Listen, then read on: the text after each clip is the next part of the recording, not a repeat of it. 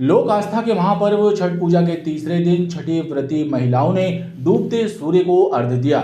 छठ व्रती महिलाएं परिवारजनों के साथ शहर के प्रमुख तालाबों और नर्मदा के तटों पर पहुंची और भगवान सूर्य को अस्ताचलगामी अर्घ्य देकर सुहाग की लंबी आयु, संतान के सुखी जीवन और सुख समृद्धि की कामना की।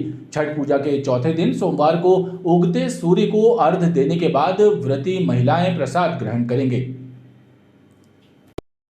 लोक आस्था के महापर्व छठ पूजा के तीसरे दिन रविवार को संस्कारधानी के सभी नर्मदा तटों और तालाबों में छठ व्रतधारी महिलाओं की भीड़ नजर आई। छठ व्रती महिलाओं ने परंपरानुसार डूबते हुए सूर्य को अस्ताचलगामी अर्घ्य दिया।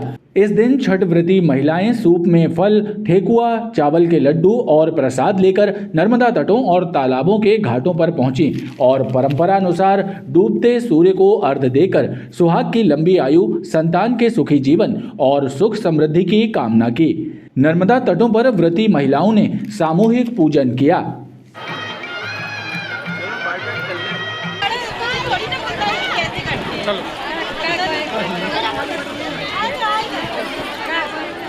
वही 3 दिन का महापर्व रहता है और वही अपने पति के लिए, बच्चों के लिए और सब लोग के अच्छे के लिए सब लोग करते हैं।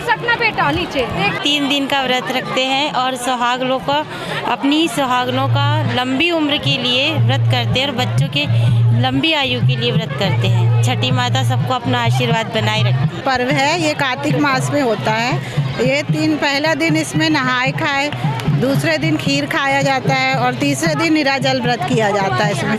इसमें आज के दिन शाम को सूर्य देवता को अर्घ्य दिया जाता है। उसके बाद रात भर महिलाएं यहीं पे घाट पर रहती हैं, पूजा अर्चना करती हैं।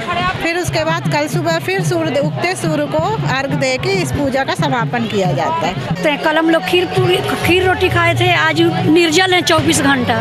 कल भी 12-1 बजे तक ले हम ऐसा ही रहेगा। भाई है, भतीजा है, पति है, बेटा है, उसके लिए रखते हैं। लंबी उम्र देश माँ खुशी रखस, अच्छे से रखस।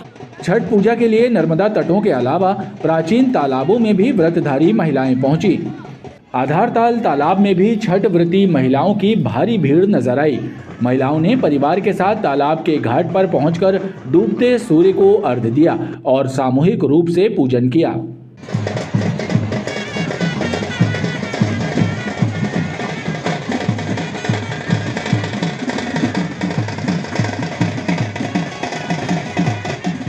इसको जैसे उगते सूरज की पूजा करते हैं और एक ढलते सूरज की पूजा करते हैं और इसकी जो महत्ता है वो बहुत मानी है जाती है हमारे यूपी, बिहार और झारखंड के एरियाज़ में। और इसकी इम्पोर्टेंस आपको एक तरीके से बोला जाता है कि सीता माता ने की थी ये पूजा, तब से शुरू की गई है। So that's all I know about it. Basically ये किया जाता है बच्चों के लिए कि हमारे बच्चे लंबी उम्र रहे उनकी, और इस हिसाब से किया जाता है कि हमारे बच्चों की उम्र लंबी रहे, स्वस्थ रहें और जहाँ रहें सुखी रहें। छठ पर्व को देखते हुए नर्मदा घाटों और तालाबों के आसपास सुरक्षा के चाक चौबंद इंतजाम किए गए।